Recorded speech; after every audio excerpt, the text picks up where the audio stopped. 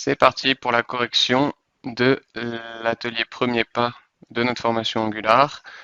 Et le but de l'atelier ici, c'était de créer une calculatrice avec Angular. Donc on va suivre les étapes une par une et voir comment est-ce qu'on arrive jusqu'au résultat. On commence par créer un nouveau projet Angular avec la commande ngnew. Et donc pour ça, je viens dans mon workspace, là où je stocke tous mes projets, et je lance la commande ngnew calculatrice pour qu'Angular me génère un dossier contenant tout mon projet de base. Donc je vais dire non aux routines puisqu'on n'a qu'une page et je sélectionne CSS comme langage par défaut pour mes feuilles de style. Une fois que c'est terminé, j'ai un dossier calculatrice qui a été créé. Je peux me placer à l'intérieur et la première étape est terminée. Alors en deuxième étape, on me demande de créer un composant calculatrice. Donc pour ça, on va utiliser la commande de scaffolding ngGenerate en lui demandant un component. ngGenerate component calculatrice. Il va me créer le calculatrice component. C'est fait, il me dit qu'il a bien créé les 4 fichiers et qu'il a mis à jour mon app module pour déclarer mon composant. Donc tout est bon pour cette partie-là. Question 3. Afficher le component créé dans le fichier appcomponent.html. Donc là, on va ouvrir notre projet. J'utilise VS Code, moi. On va ouvrir le projet dans VS Code et on va regarder ce qu'on a dans Source. Pour l'instant, on a bien notre composant calculatrice qui a été créé et le but c'est d'aller l'afficher dans le app component HTML. Donc, première chose à faire, dans le app component HTML, pour l'instant, j'ai le placeholder, c'est-à-dire ce qui a été généré par Angular. Ça ne m'intéresse pas de le garder, donc je supprime tout ça. Et moi, je vais plutôt aller instancier ou demander l'instanciation de mon composant calculatrice. Donc ici, je viens ici, je vois que mon composant calculatrice a comme sélecteur app calculatrice. Donc je vais appeler une balise dans le app component HTML qui contient le selector. Voilà. Et ça devrait demander l'instanciation de mon composant à Angular. Donc on peut lancer un ngserve pour observer le résultat, vérifier qu'on a déjà que tout compile bien et ensuite qu'on a bien calculatrice qui apparaît à l'écran.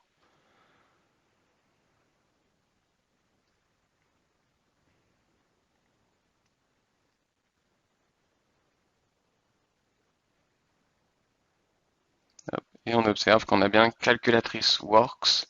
C'est ce qui est dans mon calculatrice component pour l'instant. Donc il est bien affiché dans mon fichier principal puisqu'il apparaît à l'écran. Prochaine étape, ajouter le module Forms Module dans les imports de votre module pour pouvoir utiliser la directive ngModel. Donc, ngModel fait partie de Forms Module. Et donc ce que je vais aller faire, c'est pour pouvoir utiliser ngModel dans mon application, il faut que j'importe le Forms Module dans mon module à moi. Donc, je vais aller faire ça, je vais dans le app module et dans les imports de la metadata ngModule, il va falloir que je spécifie Forms Module. Alors, normalement, il vous autocomplète et si vous écrivez simplement Forms Module avec l'autocomplétion, il vous rajoute cette ligne ici. Il importe Forms Module du package Angular Forms. Ok, donc là on devrait pouvoir utiliser ngModel. On va passer à la question 5, ajouter deux inputs pour la saisie de deux nombres dans le template HTML du component. Donc on va aller dans notre calculatrice component et on va créer deux inputs. Donc tout simplement input, voilà, input type texte, même si texte c'est par défaut. Et une fois qu'on a fait ça, on va simplement lui poser la directive ngModel pour le relier à une variable. Et on va dire que par exemple, ce sera relié à value1. Je duplique cette ligne et mon deuxième input contiendra value2.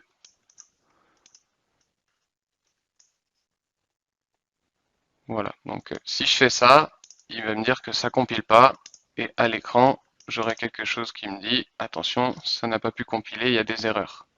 Pourquoi? Parce qu'ici, j'ai demandé value 1 et value 2, donc il faut que j'aille dans mon calculatrice component pour déclarer ces variables que j'ai reliées grâce à ngModel. Value 1, qui est de type number, et value 2 de type number. Donc ici, on a un autre problème. Vous voyez que value 1 et value 2 sont en erreur à cause de TypeScript, qui est réglé en mode strict, et donc il m'oblige à l'initialiser. Donc je peux vouloir lui mettre une valeur par défaut, par exemple le mettre égal à 0. Dans ce cas-là, il trouve qu'il est initialisé, il m'embête plus. Ou alors je peux spécifier que c'est normal qu'il ne soit pas initialisé, que c'est quelque chose que je veux garder comme ça, et du coup il suffit que je lui rajoute un point d'exclamation avant le typage. Comme ça il comprend que ce value 1 c'est normal s'il n'est pas initialisé. Et je peux faire pareil pour value 2. Voilà. Alors, pourquoi je ne tiens pas forcément à les initialiser? Parce qu'ils sont directement reliés à la valeur de mon input. J'ai pas forcément besoin de leur donner une valeur de départ qui servirait pas à grand chose.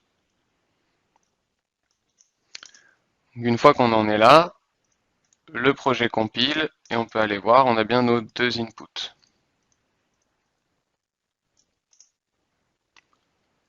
On peut aller voir la suite de l'atelier et on me demande de créer là ou les méthodes dans le component côté TS pour le calcul des opérations. Donc on va aller créer, on va faire 4 méthodes. On va créer une méthode add, une méthode subtract,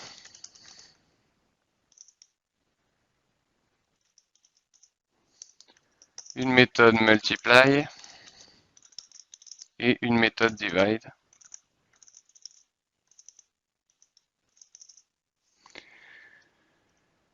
Et ces méthodes-là, comment est-ce qu'elles vont fonctionner? On va pouvoir vouloir les typer ou les paramétrer.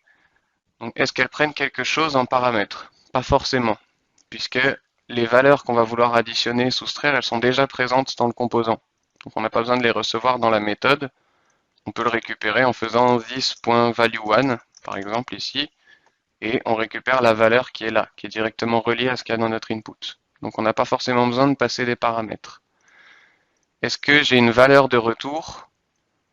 Pas forcément, non plus, puisque comment est-ce qu'on va faire pour afficher le résultat dans notre HTML? On va devoir créer ici une variable résultat qui sera un nombre, qui ne sera pas initialisé non plus. Et quand on va simplement faire une interpolation sur ce result pour aller le chercher côté HTML, l'afficher côté HTML. Donc on n'a pas non plus besoin de faire en sorte que cette méthode nous renvoie quelque chose. Donc on peut la typer void pour spécifier que ces fonctions renvoient rien. Parce que tout ce qu'elles font, c'est assigner une valeur à result, mais elles ne font pas de return.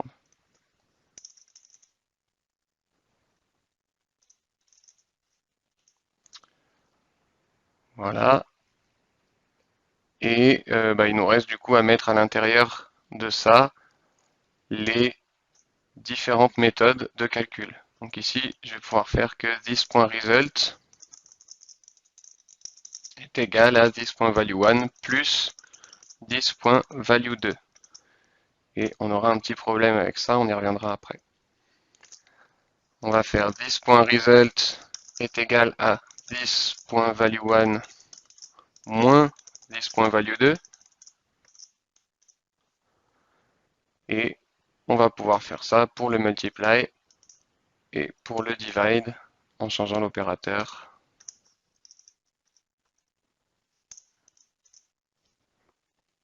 Voilà, donc pour l'instant on va laisser ça comme ça. On a nos méthodes d'opération. Question suivante, créer 4 boutons dans le template HTML et utiliser la directive click, donc l'event binding, pour lier l'action de clic sur un bouton avec la méthode créée dans le component.ts.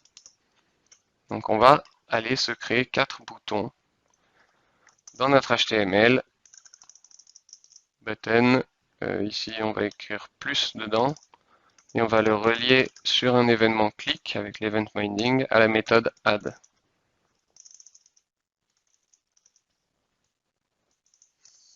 Ok, on va dupliquer ça, et on fait à chaque fois appel à la bonne méthode. Ici subtract, ici multiply, et ici multiply, et ici divide. Donc ici on met le symbole moins, on met le symbole fois, et on met le symbole division. Ok, donc ici on a nos 4 boutons qui font exécuter nos différentes méthodes, qui assignent un résultat à un résultat. Et donc ce result, il va falloir qu'on l'affiche aussi sur notre écran. Donc on va simplement mettre une interpolation et écrire à l'intérieur result. Là on peut aller tester ce qu'on a fait et vérifier la validité de notre programme. Si je viens ici, j'ai bien mes 2 inputs, mes 4 boutons, et pour l'instant result est vide, du coup c'est normal que je vois rien s'afficher. Imaginons que j'écrive 2 et 2. Si je clique sur plus, je m'attends à voir 4 apparaître. Et là on se rend compte qu'on a un petit problème. On a bien le résultat qui est apparu, mais on n'a pas 2 plus 2 en chiffres. On a la concaténation du texte 2 avec le texte 2. C'est-à-dire qu'il les a considérés comme des chaînes de caractères, et que quand il fait un plus entre deux chaînes de caractères, et ben il colle les chaînes de caractères les unes aux autres. Donc là, il m'a pas calculé 4, il m'a collé les chaînes de caractères 2 et 2, et ça me fait 2, 2, ou 22. Donc c'est pas ce qu'on voulait, et on va essayer de comprendre ce qui s'est passé. Ici, j'avais pourtant bien typé number sur mes value 1 et value 2. Donc ça pourrait me faire penser que mon value 1 que j'ai là, c'est un number, et que quand je l'additionne à un autre number, mon résultat devrait être aussi un number. Alors, qu'est-ce qui fait que j'ai un texte qui s'est retrouvé dans value 1, même si je l'avais typé number? C'est parce que à l'exécution, quand je valide mon input ou quand j'écris dans mon input il est de type texte. Et donc mon type texte génère une chaîne de caractères. Et c'est une chaîne de caractères qui est assignée à value 1. Le typage TypeScript que j'ai ici, il vaut que pendant la phase de transpilation, c'est-à-dire avant l'exécution. Donc avant l'exécution, il ne voit jamais une assignation de texte dans value 1. Donc il me laisse passer la compilation TypeScript. Par contre, c'est pendant l'exécution, pendant que j'écris dans mon champ de caractères texte, où il va assigner des textes à value 1 et à value 2. Et ça, pendant l'exécution, la couche TypeScript n'existe pas. Le TypeScript a été transpilé en JavaScript et JavaScript ne manipule pas de type. Ou du moins pas de type strict comme cela. Donc, il arrive à me ranger un texte dans value 1 et dans value 2. Ce qui fait que, ici, il arrive à me faire une concaténation au lieu de simplement me faire l'addition. Donc j'ai deux solutions pour résoudre ce problème. Le plus propre, on va dire, ça va être d'ici typer mon input en number. Si je le type en number, la valeur qui va être générée par mon input va être un nombre et il devrait dans ce cas-là réussir à me faire une addition ici. On va aller vérifier ça tout de suite. Donc l'input de type number, vous voyez, il y a des petites flèches ici, il n'est pas tout à fait pareil par défaut au niveau du style. Et donc ici, on va revenir sur mon 2 plus 2. Et si je clique sur plus, là, il a bien un 4. Donc mon input a généré des nombres, et donc l'addition me renvoie bien 4. On va essayer le moins, ça me donne 0. Le fois 2 fois 2 égale 4, et le divisé me donne 1, parce que 2 sur 2 égale 1. Donc ici, tout fonctionne. Donc la première solution, c'était de typer en number. Imaginons maintenant que je tiens à ce que ce soit des types texte, pour X raisons. Dans ce cas-là, j'ai une autre manière de faire qui est que ici, je peux vouloir transformer la chaîne de caractères qui est dans value 1 en nombre. Et donc pour ça, j'ai plusieurs techniques. Si je suis sûr que ça représente un nombre et uniquement un nombre, je peux utiliser le constructeur de number par exemple. c'est du JavaScript. Et du coup, ça va transformer la chaîne de caractères qui représente un nombre en un nombre. On peut aller voir ça. Si j'écris 2 et 2, je fais plus, il me donne bien 4. Une autre manière de faire la conversion de chaîne de caractères en nombre, c'est de mettre un plus devant la chaîne de caractères. Donc ici, si j'écris plus this value 1 plus this value 2, il me transforme ces chaînes de caractères en nombres, et donc il devrait m'afficher aussi 4. 2 et 2, plus ça me donne bien 4. Voilà, donc le problème de ça, c'est qu'il va falloir qu'on fasse la conversion à chaque opération. C'est pas forcément idéal, donc l'idéal, si vous n'avez pas de contraintes particulières, c'est de venir ici régler vos inputs en number. Et comme ça, vous ne vous posez pas de questions. Vous pouvez enlever ça. Et voilà. J'espère que cet atelier vous a plu et que ça vous a fait une bonne initiation à Angular. On va revoir un petit peu plus en détail pas mal de choses qu'on a vues dans cet atelier premier pas dans les prochains chapitres. Le but ici, c'est pas d'avoir tout retenu ou tout intégré dans les détails. On a un peu survolé tout, mais c'était surtout de vous faire mettre un premier pied à l'étrier. Et comme ça, maintenant, on va pouvoir rentrer dans le détail de toutes ces différentes parties que sont les components, les directives, etc. dans la suite des chapitres. Et là, ce sera important par contre de bien comprendre en détail. Donc je vous souhaite une bonne journée et à bientôt pour la prochaine vidéo.